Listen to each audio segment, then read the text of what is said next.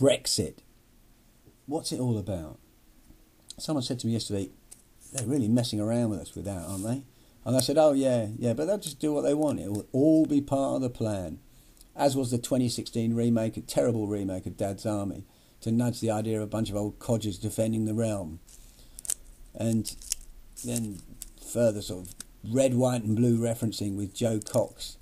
Her faked attack and her faked murder was there to enhance the emotion of the whole thing, the shock of the actual ultimate result for us to leave. Someone suggested that it was a failed psyop because the result of the referendum wasn't Remain. But that's a naive position. This was all part of the plan.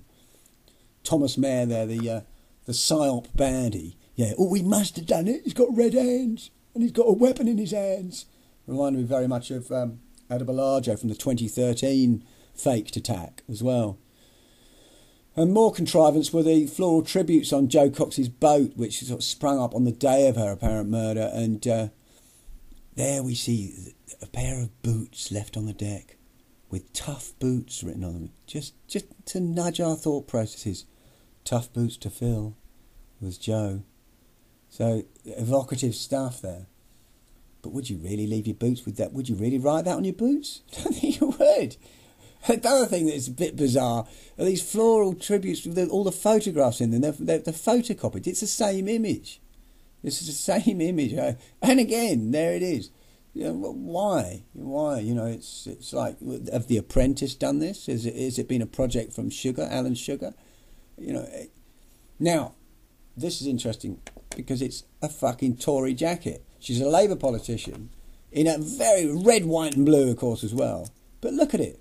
She's a Labour politician, but she's wearing a very, very iconic Tory jacket. She's borrowing from the Iron Lady as Nicola Sturgeon. It wasn't lost on the newspapers because they said, yeah, Nick, it's a dead ringer for Mrs. T's outfit. Yes, it is.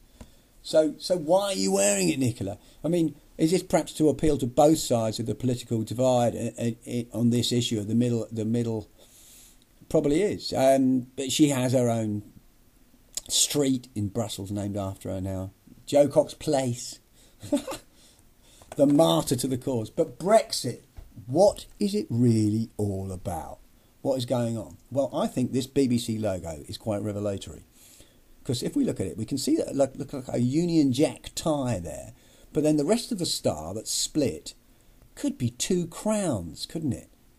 Now, which British royal exit are we expecting sometime in the not too distant future? Sooner than later, probably. Of course, it's the Queenie. Liz is going and Charles is ascending the throne. So this reminds me of when Carter left office and when Reagan was sworn in.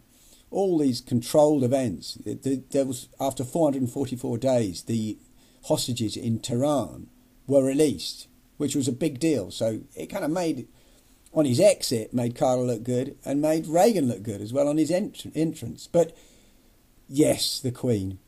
This is it, isn't it? Certainly a large part of it.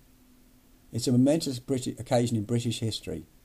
And it's going to be synchronised with Brexit. Don't know how they'll play it exactly, but there you go.